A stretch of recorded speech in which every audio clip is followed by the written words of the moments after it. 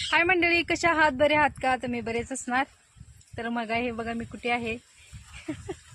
तरी बघा आमच्या इथं जर छत्री नसेल, पाऊस आला तर असं उभं राहायचं. पाऊस लागत नाही, आपण जास्त भिजतो, थोड्या प्रमाणात तर भिजणार नाही. तर बघा शेतकऱ्यांचं कसं असतं. तर बाजूलाच बघा इथे काय आहे, दिसतंय का तुम्हाला? तरी आहेत केळी. तर केळी झाडालाच पिकलेले आहेत. मस्त असे केळी आहेत.